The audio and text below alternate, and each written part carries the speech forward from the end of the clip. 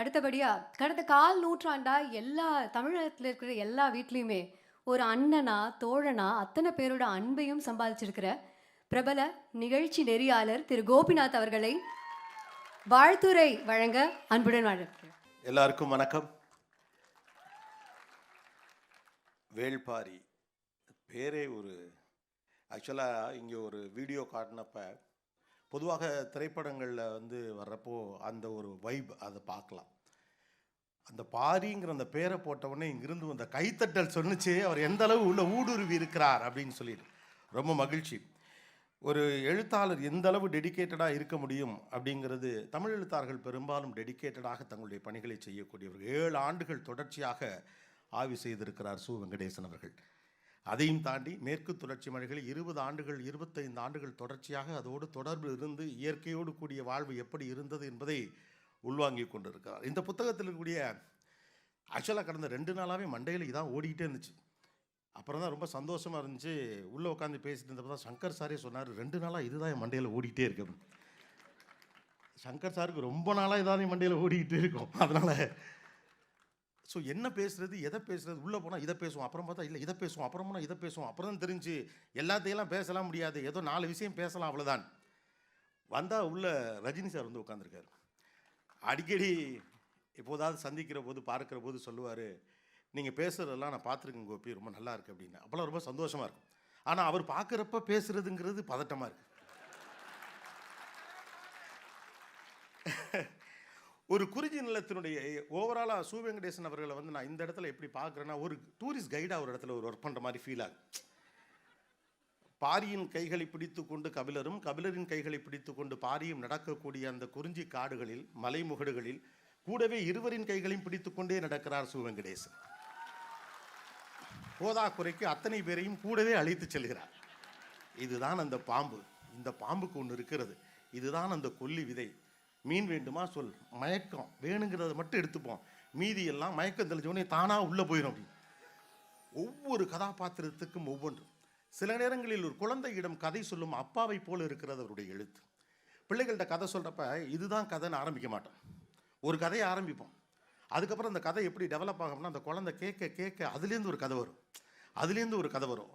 ஒரு இனக்குழுவுக்குள் போகிற போது இதை ஏன் செய்கிறார்கள், தெய்வமாக விலங்குனா என்ன அப்படின்னா அது ஒரு விலங்கு அப்படின்னு ஆரம்பித்து அதன் மீது இருக்கக்கூடிய நம்பிக்கை, அதை கைப்பற்றுவதற்காக நடந்த போராட்டம், அது சொல்லுகிற போது ஏற்படக்கூடிய வாய்ப்பு, இப்படியாக பல விஷயங்கள் பேசிட்டு போகிற மாதிரி ஒவ்வொரு விஷயத்தையும் சொல்லிட்டே போகிறார். குழந்தை திடீர்னு ஒரு கேள்வி கேட்டவுடனேயும் மறுபடியும் அங்கிருந்து இன்னொரு இடத்துக்கு உங்களை கூட்டிகிட்டு போகிறார்.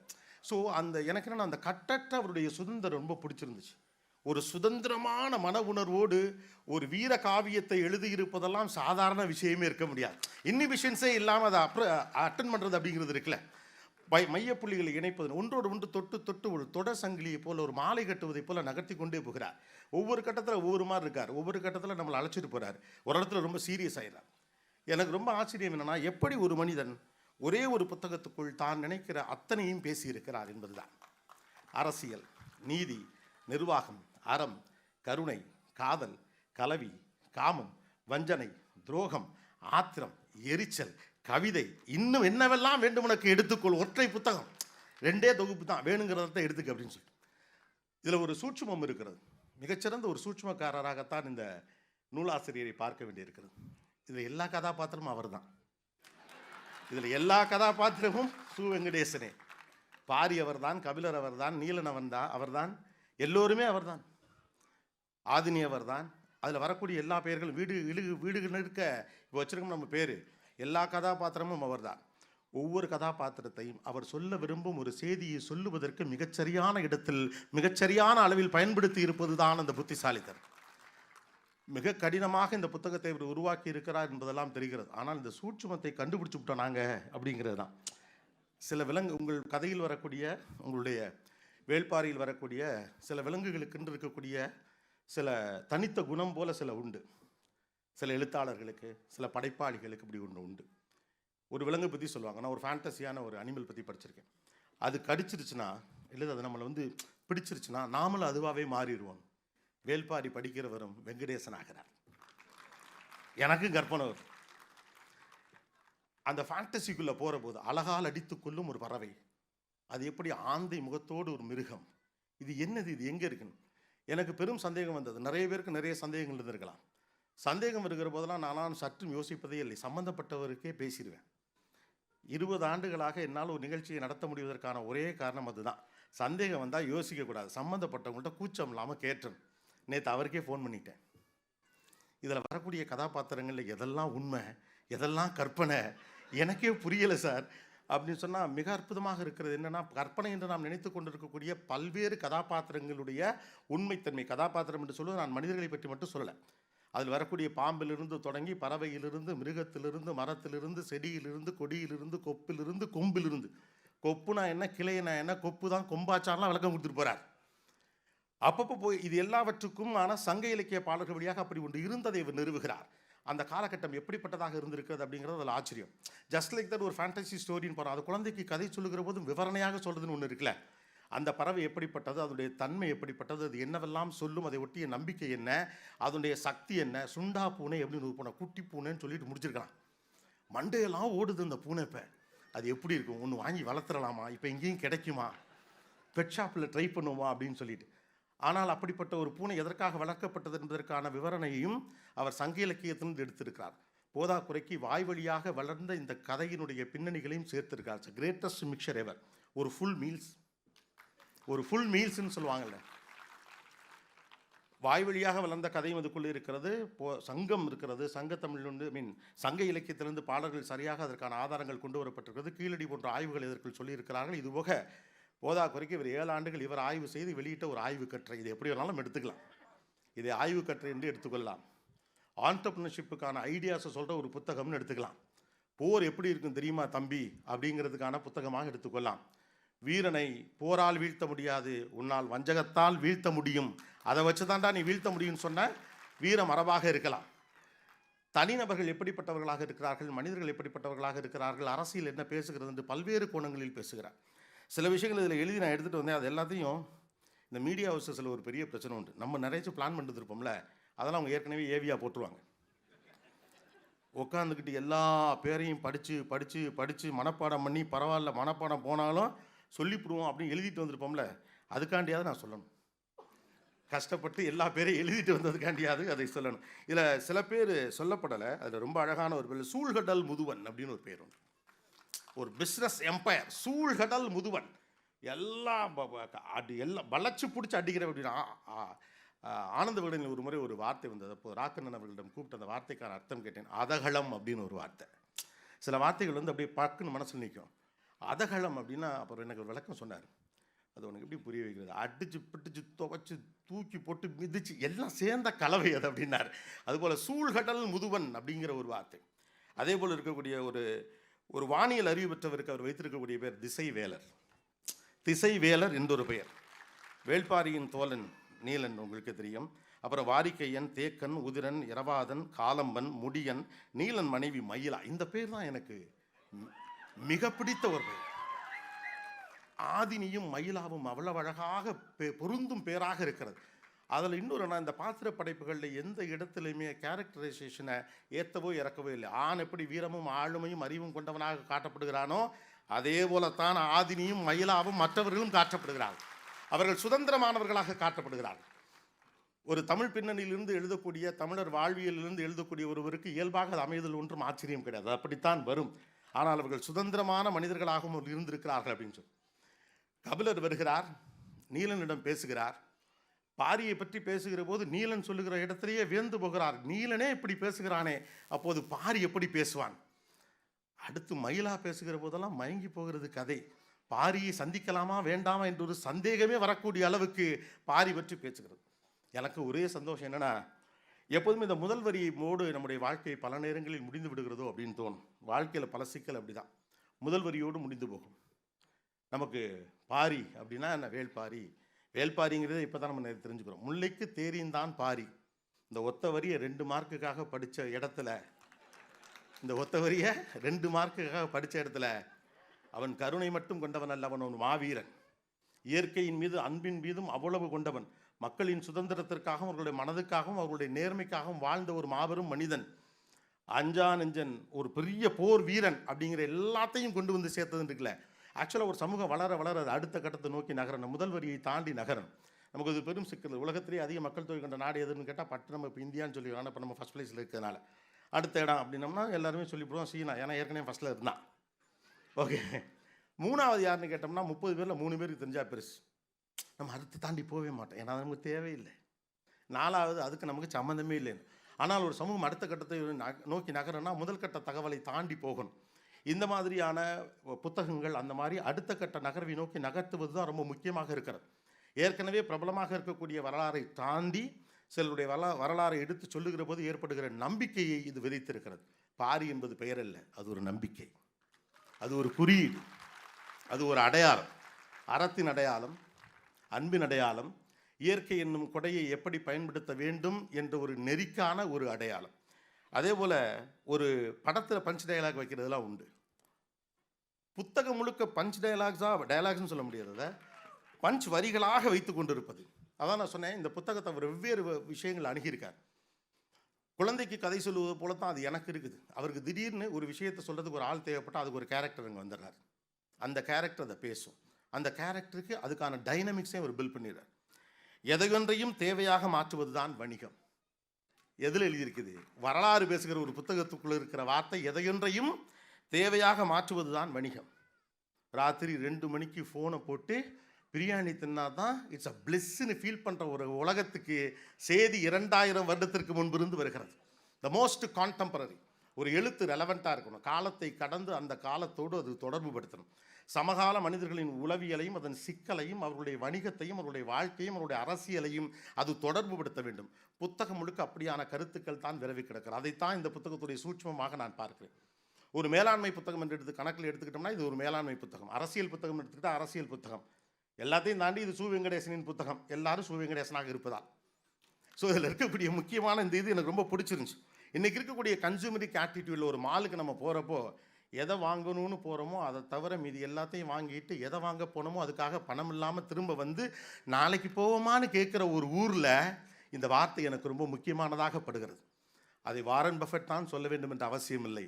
ஒரு வரலாற்று நூல் வழியாக சு வெங்கடேசனும் சொல்லுவார். தேவையே இல்லாத பொருட்கள் எல்லாத்தையும் வாங்கி வாங்கி குவித்து, இந்த வார்த்தை வந்த பிறகு தான் கவனிச்சப்பட்டு தெரிஞ்சு எல்லாத்தையுமே முக்கியமானதாகவே மாற்றி வைத்திருக்கிறோம். லக்ஸுரின்னு ஒன்று இப்போ இல்லவே இல்லை. எனக்கு இது வேணுமா வேணாமாங்கிறத பற்றி நான் முடிவே பண்ணலை. இது உனக்கு வேணும், இல்லைன்னா அது உனக்கு கௌரவ குறைச்ச, இல்லைன்னா உன்னை ஒருத்தனை மதிக்க மாட்டான், இல்லைன்னா உன் வாழ்க்கை நிறைவடையாது. பெரிதாக யோசின்னு போனது போக big size king size life வாழு அப்படின்னு சொல்லி எல்லாரையும் ஒரு கன்சியூமராக மாற்றிக்கொண்டிருக்கக்கூடிய ஒரு காலகட்டத்துக்குள்ளே ஆன்லைனில் கார்ட்டிங் அப்படிங்கிறது டிசீஸாக மாறிக்கிட்டு இருக்கு அப்படின்னு சொல்லுவாங்க. எல்லாத்தையும் எடுத்து காட்டில் போட்டுக்கிட்டே இருக்குது. எதுக்கு வேணும், எதுக்கு வேணாம், எதுக்கு வேணும். வீட்டில் எந்த பொருள் வைக்க இடமே இல்லை. வீடு பெருசாக தான் இருக்குது, தேவையில்லாமல் நிறையா பொருள் உள்ளே இருக்குது. அத்தை வீட்டில் பார்த்தது, சித்தி வீட்டில் பார்த்தது, அது கூட அப்புறமா வாங்கிக்கலாம். நாத்தனார் வீட்டில் பார்த்ததையெல்லாம் 4 நாளைக்குள் வாங்கவில்லை என்றால் எங்கள் கௌரவம் தரிகட்டு போகும் என்ற இடத்தில் இந்த வார்த்தை எனக்கு ரொம்ப பிடித்திருந்தது. எதையென்றையும் தேவையாக மாற்றுவது தான் வணிகம். 2வது ரொம்ப நுட்பமானது. இது ஒரு பக்கம் ஒரு ஆண்டர்பிரனர் ஒரு பிஸ்னஸ் அல்லது இன்றைக்கி இருக்கக்கூடிய ஒரு அட்வர்டைஸ்மெண்ட் ஃபார்மேட் அல்லது கன்சூமரிசத்தை பற்றி பேசுகிறதுனா, இன்னொன்று ஈகை அற்புதத்தை பேசுகிறது. அவர் வள்ளல் தன்மை கொண்ட மனிதர். ஓகே, பாரியும் வள்ளல் தன்மையும் ஒன்றோடு ஒன்று இணைந்தது, முல்லைக்கு தேரிந்தான் பாரி அப்படின்னு சொல்லிட்டு போகும். ஆனால் அதை ஒட்டி சில கேள்விகள் இருக்குல்ல. அந்த மயிலால் பாரிக்கு என்ன ஆக போகுது? மயிலால் பாரிக்கு ஒன்றும் ஆக போகிறது. ஒருவேளை பக்கத்து நாட்டு மன்னனாக இருந்தாலும் நாளைக்கு பஞ்சாயத்து இருந்தால் பார்டரில் நின்று பேசிக்கொள்வதற்கு அது தேவைப்படலாம். இல்லை ஒரு மாபெரும் வணிகராக இருந்தால் ஏதோ ஒரு வகையில் அரசாங்கத்துக்கு ஒரு டொனேஷன் கொடுப்பாருனா அது கொஞ்சம் அமைதியாக இந்த வைத்துக்கொள் தேரை நாளை தா அப்படின்னு சொல்லிட்டு போகலாம். எதுவுமே கிடையாது. பாரி யாரென்றே அந்த மயிலுக்கு தெரிந்திருக்க வாய்ப்பில்லை. அந்த மயில் யாரென்றும் பாரிக்கு தெரிந்திருக்க வாய்ப்பில்லை. 2000 வருடங்களுக்கு பிறகு அவரை பற்றி மேடையிலே கோபிநாத் பேசும்போது இதை குறிப்பிடுவான் என்று ஒரு நாளும் பாரிக்கும் மயிலுக்கும் தெரிந்திருக்கார். சு வெங்கடேசனுக்கே தெரிந்திருக்காது இல்லையா? அதைத்தான் அங்கே அழகாக அவர் சொல்கிறார். வள்ளல் தன்மை என்பது நிர்வாகத்திறன் அல்ல, அது குழந்தையின் குரல் கேட்ட கணத்தில் பால் கசியின் தாயின் மார்பை போன்றது. அது அப்படி வரணும் அப்படின்னு. அது கணக்கு போட்டு பண்ணுற வேலையெல்லாம் கிடையாது. இதை செய்தால் இது நடக்கும், இதன் வழியாக இதை உருவாக்கி கொள்ள முடியும், இதை நம்ம செஞ்சோம்னா. ஏன்னா இப்போ வள்ளல் தன்மையெல்லாம் நம்ம அப்படித்தான் வச்சுருக்கிறோம். ரொம்ப ஜெனரஸ். 5001 ரூபா மையெழுத்தம் ஜெனரஸாக இருக்கும். ஏன் கஷ்டப்படுறாங்க? 10,002 ரூபாய் அது கட்டாயம் வரும், நமக்கு கணக்கு தெரியும் இல்லையா? ரூ. 100 பொருள் வாங்கி கொடுத்துவிட்டு 300 போட்டா இருக்கிற கதையெல்லாம் நடந்து கொண்டு இருக்கக்கூடிய ஒரு காலகட்டத்தில் வள்ளல் தன்மை என்பது இயல்பாக வரக்கூடிய ஒரு குணம், ஒரு தாயினுடைய குணத்தை போன்றது அப்படிங்கிற ஒரு அந்த உணர்வு இருக்குல்ல. வல்லத்தன்மை நிர்வாகத்திறனில் அது பிளான் போட்டெல்லாம் செஞ்சிடலாம் முடியாது அப்படின்னு ஒன்று இருக்குல்ல, அது ஒரு இயல்பாக வரக்கூடிய குணமாக இருக்க வேண்டும். தமிழ் இருக்கிறது அப்படித்தான் இருந்திருக்கிறது அப்படின்னு. இப்போது நம்மகிட்ட வள்ளல் தன்மை இருக்கிறது. ஆனால் அதெல்லாம் கொஞ்சம் மாறிக்கொண்டு இருக்கக்கூடிய இந்த காலகட்டத்தில் இதனால் எனக்கு பலன் கிடைக்கும், இந்த சொந்தக்காரனுக்கு நான் இதை செஞ்சால் எனக்கு பலன் கிடைக்கும், அல்லது என் நண்பனுக்கு நான் இதை செஞ்சால் பலன் கிடைக்கும். நம்மளுடைய நெட்வொர்க்கிங் நம்ம பண்ணக்கூடிய எல்லா விஷயத்தின் பின்னாலும் வள்ளல் தன்மை எதுவும் கிடையாது. எல்லாமே இன்றைக்கி ஒன்று செஞ்சால் நாளைக்கு நமக்கு கிடைக்கும், 1 போட்டால் 2 கிடைக்குமா, 2 போட்டால் 4 கிடைக்குமாங்கிற கணக்கு நடந்து கொண்டு இருக்கக்கூடிய காலகட்டத்தில் வள்ளல் தன்மைக்கான ஒரு டெஃபினேஷன் இதன் வழியாக சொன்னது போல தெரிகிறது. தான் நம்ம இதில் ஏற்கனவே பல வார்த்தைகள் இருக்குது. இடது கை கொடுக்கிறது, இன்னும் வலது கை கொடுப்பது இடது கைக்கு தெரியக்கூடாது அப்படின்னா பல வார்த்தைகள் இருந்தாலும் கூட எனக்கு ரொம்ப நுட்பமான விஷயமாக தெரிந்தது.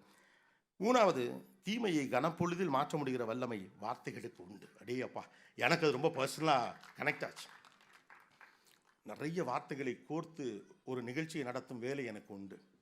வார்த்தைகள் எவ்வளவு வலிமையானது என்று நான் அறிவேன். ஒரு நீயான நிகழ்ச்சியில் ஒரு அம்மா சொன்னாங்க, உங்களை நெகிழ வைத்த வார்த்தை அது, எந்த வார்த்தையை கேட்டபோட்டு நீங்கள் கண்ணீர் விட்டு அழுதீர்கள் அப்படின்னு கேட்டப்போ அவங்க சொன்னாங்க, நான் ஒரு பகுதியில் குடியிருந்தேன், எதிர் வீட்டில் ஒரு அம்மா இருப்பார், எப்போதாவது பார்க்குற போது புன்னகைக்கக்கூடிய ஒருவர், அவ்வளவுதான். நானும் என்னுடைய அப்பாவும் மட்டும் இருந்தோம். திடீரென்று ஒரு நாள் அப்பா இறந்து போகிறார். அந்த பொண்ணுக்கு என்ன செய்யறதுன்னு தெரில, அப்படியே உட்காந்துருக்காங்க. அப்பா இறந்துட்டார். என்ன செய்கிறது, யாரை அணுகிறது ஒன்றுமே தெரியல. ஏதோ ஒன்று தெரியுது, பிரச்சனை இருக்குன்னு தெரிஞ்சு எதிர்த்த வீட்டிலேருந்து அந்த அம்மா வராங்க. அது வரைக்கும் 2 பேர் பேசிக்கிட்டு கிடையாது, முகமன் மட்டும் தான் சும்மா பார்ப்பாங்க. அவ்வளோ அவங்கள பார்த்தோன்னே இவங்க கட்டி பிடிச்சி அழறாங்க. எனக்கு என்ன செய்யணுன்னே தெரியலன்னு சொன்னப்போ அந்த அம்மா சொன்னாங்களாம், கவலைப்படாத நான் பார்த்துக்கிறேன் அப்படின்னு. அவ்வளோதான், ஒத்த வார்த்தை. கவலைப்படாத நான் பார்த்துக்கிறேங்கிற அந்த ஒத்த வார்த்தையை 10 ஆண்டுகளுக்கு பிறகு ஒரு நிகழ்ச்சியில் சொல்லுகிறாங்க. Word as a character, word as an emotion. பல உறவுகள் பிரிந்தது வார்த்தைகளில் தான், பல மன்னிப்புகள் நடந்தது வார்த்தைகளில் தான். மிகப்பெரிய விளக்கங்கள் கொடுத்த பிறகுலாம் நடந்த மன்னிப்பை விட தெரியாமல் செஞ்சிட்டேன் சார் சொன்ன ஒத்த வார்த்தைக்காக மன்னிச்சவன் தான் கோடி பேர். தெரியாமல் செஞ்சிட்டேன்னு சொல்கிறவனை என்னடா பண்ணுறது, தெரியாமல் செஞ்சிட்டேங்கிறதுக்கு அவ்வளோ பெரிய பலி இருக்குது. என்னை மன்னிச்சிருங்கன்னு சொல்கிறதுக்கு அவ்வளோ பெரிய வார்த்தை இருக்குது. வார்த்தைகளுக்கு வலிமை உண்டு, அதுவும் தமிழினுடைய வார்த்தைகளுக்கு கேரக்டரே உண்டு. கோபங்கிற வார்த்தையை நீங்கள் சாந்தமாக சொல்லவே முடியாது. ஆத்திரம் வருது அப்படின்னு தான் சொல்ல முடியும். கத்தாரா அப்படிங்கிறது கத்தி தான் சொல்லுவாங்க. கவனிச்சிருக்கீங்களா இல்லையா? அமைதியாரு, சொல்லிலே அமைதியாயிருவோம். ரகசியம் பேசல, ரகசியம் ஒரு விஷயம் ரகசியமாக சொல்கிறேன், மைக்கில் சொல்லி மெதுவாக பேசுவாங்க. கவனிச்சிருக்கீங்களா? Word as a character. ஒரு தீமையை மாற்றக்கூடிய, கனப்பொழுதில் மாற்றக்கூடிய வல்லமை வார்த்தைகளுக்கு உண்டு. ஒரு ஆட்டோக்கார அண்ணன் வராரு, நம்ம 2 வீலரில் ஒருத்தர் போகிறோம், படக்குன்னு மோதுறோம். சண்டை வரப்போ முதல்ல 2 பேருமே சொல்லுவோம், உன் மேலே தான் தப்புன்னு. இது நமக்கு பழக்கம். இறங்கணுன்னே நீ தான் தப்பு பண்ணேன்னு சொல்லிட்டா நான் தப்பு பண்ணலன்னு அர்த்தம். ஆனால் அந்த கோபத்தில் நீங்கள் இறங்குறப்ப டக்குன்னு அந்த 2 வீலரில் வர தம்பி, அண்ணே சாரினேன்னு ஒத்த வார்த்தை சொன்னால் சரி போப்பா அப்படின்னு முடிஞ்சு போச்சு. ஒரே வார்த்தை தான். அவர் யாருன்னு எனக்கு தெரியாது, நான் இறங்கையில் ஒரு 2 அடி அடிக்கணும்னு நினச்சி கூட இறங்கியிருப்பார் அவர்.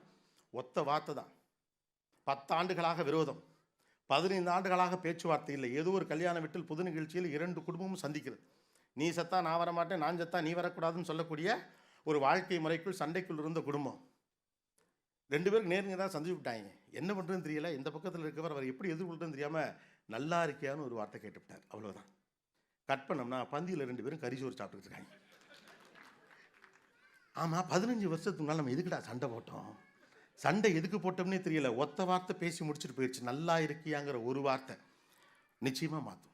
தீமையை கனப்பொழுதில் மாற்ற முடிகிற வல்லமை வார்த்தைகளுக்கு உண்டு அப்படிங்கிற அந்த பஞ்ச் டயலாக் அப்படின்னு தான் நான் சொல்லுவேன். அது எனக்கு ரொம்ப பிடிச்சிருந்தது. அதே போல் மண் என்பது போரால் கிடைக்கும், மனம் என்பது உயிரால் தான். உங்கள் அதிகாரத்தின் வழியாக நீங்கள் ஒன்றை எக்ஸிக்யூட் பண்ணிட முடியும், ஆனால் மக்களின் மனதை வெல்வது தான் உலகத்தின் ஆகப்பெரிய அதிகாரம். ஒரு போருக்கான, ஒரு அரசியலுக்கான, ஒரு நீதிக்கான, ஒரு அறத்துக்கான ஒரு கூற்றை சொல்லுதல் ஒன்று இருக்குல்ல. மண் என்பது போரால் கிடைக்கும், மனம் என்பது உயிரால் தான். மனிதனுடைய மனத்தை வெல்லுவது தான் அது. அது கம்பெனியாக இருந்தாலும் சரி, மீடியாவாக இருந்தாலும் சரி, அரசியலாக இருந்தாலும் சரி, எதுவாக இருந்தாலும் சரி தான். நீங்கள் ஃபோர்ஸ் பண்ணி ஒருத்தர் வேலையை வாங்கிடலாம், ஆனால் இன்வால்மெண்ட் உங்களால் ஒரு நாள் வாங்கிடவே முடியாது. உங்கள் கையில் அதிகாரம் இருக்கிற காரணத்தினால் இதை செய் நீ என்று உத்தரவிட்டு விடலாம், அந்த வேலையும் கூட நடந்து விடலாம். ஆனால் அது முழு மனதோடு நடந்ததா என்ற ஒரு மிகப்பெரிய கேள்வி இருக்கிறது. இப்படி வழிநடுக போய்கொண்டே இருக்கிறது. ஒவ்வொரு கட்டத்திலும் ஒவ்வொன்றை சொல்லிக்கொண்டே இருக்கிறார். இப்போ 4 டைமென்ஷன்லாம் எடுத்ததுக்கான காரணம், ஒன்று போரை பேசுகிறது, இன்னொன்று வாழ்வியலை பேசுகிறது, இன்னொன்று வணிகத்தை பற்றி பேசுகிறது, இன்னொன்று சமகாலத்தை பற்றி பேசுகிறது. எல்லாமே ரெலவெண்ட்டாக இருக்குது. அதனால தான் நான் சொன்னேன், இவர் பாரியின் கையையும் கபிலரின் கையையும் பிடித்து கொண்டு கூடவே நம்மையும் அழைத்து கொண்டே போகிறார். பின்னால் போகிற ஒவ்வொருவரும் அதுக்குள்ளே போகிறோம். காடு மலையெல்லாம் ஏறி இறங்குகிறார் சு வெங்கடேசன். கூடவே நம்மையும் அழைத்து கொண்டு போகிறார். ஆனால் சற்றும் களைப்பாக இல்லை. புத்தகத்தை மூடி வைக்க மனசே வரவில்லை. எனக்கு இந்த புத்தகம் பரிசாக கிடைத்தது. ஒரு புத்தக கண்காட்சியில் பேச போன போது இந்த 2 தொகுப்பையும் என்னிடம் கொடுத்தாரு. நான் போட்டோக்கு போஸ் கொடுக்கல, இப்படி பிடிச்சி படக்கு முடி கீழே போயிட்டேன். என்னடா இவ்வளோ வெயிட்டாக இருக்குது இந்த ஒரு புத்தகம் அப்படின்ட்டு. அவ்வளோ வெயிட் இருக்க தானே செய்யும். எத்தனை உணர்வுகளை தாங்கி இருக்கிறது அந்த புத்தகம். எவ்வளவு கவலைகளையும், போரையும், வஞ்சகத்தையும், மன்னிப்பையும், காதலையும்.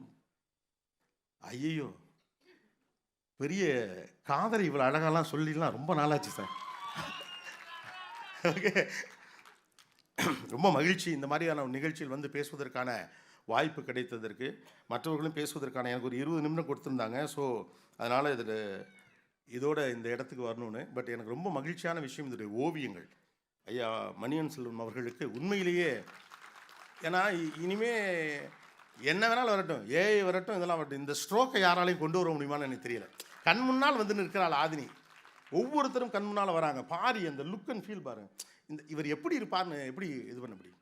இது எல்லாவற்றையும் விட ஒன்று என்னென்னா, தான் உணர்ந்த ஒன்றை, தான் நேசிக்கிற ஒன்றை, தான் நம்புகிற ஒன்றை, தான் பார்த்த ஒன்றை, தன்னுடைய கற்பனையெல்லாம் தாண்டிய ஒன்றை, தன்னுடைய கட்டற்ற சுதந்திரமான கற்பனையால் கிடைத்த உணர்வையும் தகிப்பையும் அந்த வாந்த தன்னுடைய வாசகனுக்கு கொண்டு போய் சேர்ப்பது என்பது ஒரு எழுத்தானக்கு எளிதான விஷயம் அல்ல.